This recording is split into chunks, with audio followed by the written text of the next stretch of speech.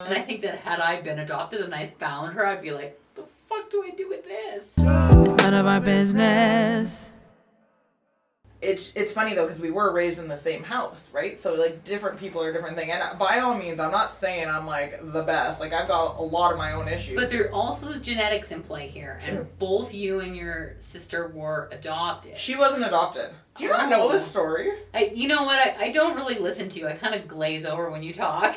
Okay, for all of you guys, I thought you were both adopted. no. So you should go to my podcast and listen to the one with my dad. Actually, I have listened to it. Okay, so I'll give you guys kind of the like Cole's notes. Yeah, do it. Of what happened, but my parents were together and they were trying for kids for like a long time. Like in that podcast with my dad, he says 5 years, but my mom corrected him. It was more like 10 or more. Yeah. They were like trying. We're told that they couldn't have kids. And so they had kind of given up and decided to adopt, and that was a whole process as well. It took them forever to get approved for adoption because my dad was in the army, and apparently those are second-class citizens. Oh my god. I think because they think you're not going to provide a stable life because you'll be moving around and stuff. Sure. So anyways, they get the call one day, come pick up your baby, you've been approved. Come tomorrow. Like, that's insane. Yeah, so can we have an extra day, please? Like, we need to buy a crib and all that shit. So they drove to Red Deer, picked me up, which is like an hour and a half away for our listeners out of province. So they went and got me, brought me home, blah, blah, blah. They were super excited, decided to celebrate that night. Banged one out, got pregnant with my sister. Get out! No! And doesn't that just show you that the human body is so fucked up? My mom was so stressed out trying to like conceive this baby, and it took over her thoughts. Her body was like, no. You know, my brother was adopted. My older brother Yeah. is 18 months older than me, and he was adopted because my mom and dad couldn't have babies. And so, like, I think 6-7 years they tried, and then, I mean, I was conceived 9 months after he came into their lives. So funny. Like, yeah, it's like the body is like, okay, like your body is relaxed now. And you hear that story so often. Like, it's a very common story. But yeah, so then Steph came around. We're only 13 months apart. Wow. So that's a busy household growing up. I've talked about this before, I'm sure, that I had growing up a lot of this, like, jealousy. You guys love her more than me. Did you feel that? Only because I was a brat. They didn't show me love any differently. Looking back in hindsight, I know that, like, as an adult now and, like, as a parent especially. I was just a brattier kid, so I got in trouble more often. I got yelled at more often. They favored her because she was that cute little girl who just sat there. So, of course, like, I see it with my own kids. Like, Colton is fucking a harder kid to parent, so I'm meaner to him. If he was adopted, he'd probably do the same thing. You love Kenna more than me. My kids used to say that all the time. And you know, my response was, Johnny would say, you love Amanda more. I'm like, yeah, I do. Yeah, right now, definitely. Definitely. Yeah. I think that maybe your life has just been so good. You know? Like, that sounds really... It sounds really stupid like and like flippant, but I just honestly am like, I can't think, like, my life has been fine. I've had moments where I was sad. I've had moments where I was embarrassed.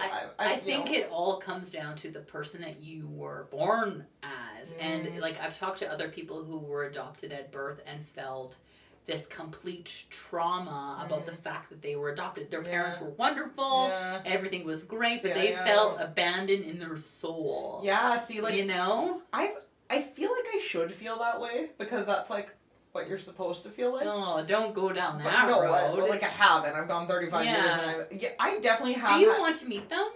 No. Like, no? Okay, you have no desire? If somebody handed them to me on a platter and said, this is your mother, you know, I wouldn't say no to it. Like, I would do it. But am I going to take out of curiosity, am I going to take the effort and go look? I don't think so. Can you imagine out there you might have a sister?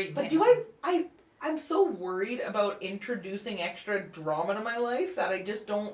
Isn't that... Maybe, like, I must have something weird around it. I think I've told the story before, and anybody who's heard it, I'm sorry for repeating it, but, like, I did the 23andMe DNA thing. Yeah. Just out of curiosity, because I didn't know. Like, what am I...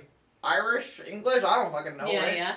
Do I have any health issues? I don't know. I go to the doctor, and they're like, do you have a history of health in your family? I'm no like, idea. No clue. So I'm like, I might as well try this, see what I got. Yeah. And it puts your DNA in a database, and they'll email you if you have relatives. So I got an email shortly after I did it saying you have a first cousin she was like 50 something and she lives in Ontario. So I go, how do I have a first cousin? Like, if you think about, I'm like, that's interesting. Like, how does that work out? And anyways, we got in touch with each other. And Did you? She was also adopted, though. So if she wasn't adopted and she knew her family, it would have been like, holy fuck, like, this is like a gateway into my life. Like, I'm probably going to be able to figure out who my family is. And she was also adopted, so she was on the hunt, too. So we were kind of like at a stalemate. Like, we couldn't really help each other, because do you know anything? Nope. Do you? Nope. Whatever, right? And you're 50, I'm 32, or whatever. That's a big difference. Totally. How does that work? So she went down the rabbit hole because I think she probably is one of those people who wanted to know she had to find out, right? So she's like, I'm going to help you, blah, blah, blah. She ended up finding her mother. Did she? But her mother was on the other side of the family tree than me, so we must be related on her father's side or something. So she did a bit of digging and was asking family members through there if you could, she was like, I had a phone conversation with her, right? Like, she lives in Ontario, and we talked on the phone. She's like, I'm going to help you find. I was like, go ahead, like, if you want to. But I didn't want to take it, because anyway, so at one point she sent me a picture. She said, I think this is your mom. And she sent me this picture, and the woman looked kind of like haggard and gross, and I had like a pit in my stomach of like, ugh, that's her.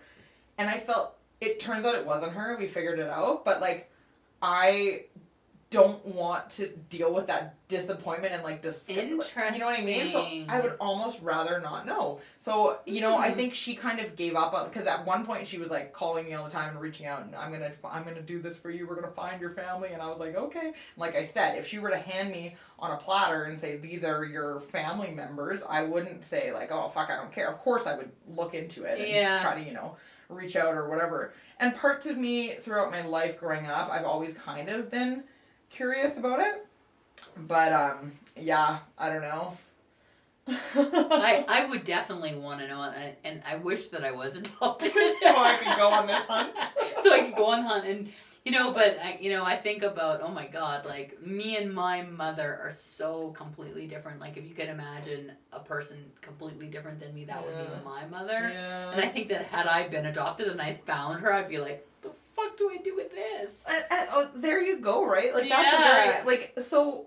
I'm so not connected to it. Just mom. Really, I feel, because my life is, like, pretty good, we've been over it, I'm so perfect, well, like, but really, like, I feel good in my life and pretty content. What if I introduce these new people into my life and it adds a bunch of drama and stress? Like, who knows? It could, maybe it won't. Yeah. But, like, the fear of that is enough for me to not put the effort in. And I feel content. Like, I feel happy. You know what? If you feel fine and you feel happy, then you probably don't need to go any further. Yeah. And...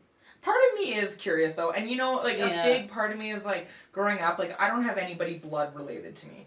I think having kids really kind of, like, just solved any longing I had to have, like, this, like, blood relationship with, like, I have kids now. Yeah. There's something connected to me that was in my body that has the same DNA as me. Like, I have kids. Like, that, seriously, if I never had kids, I might feel differently.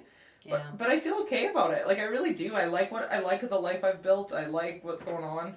But, if you're out there, call me, Mom.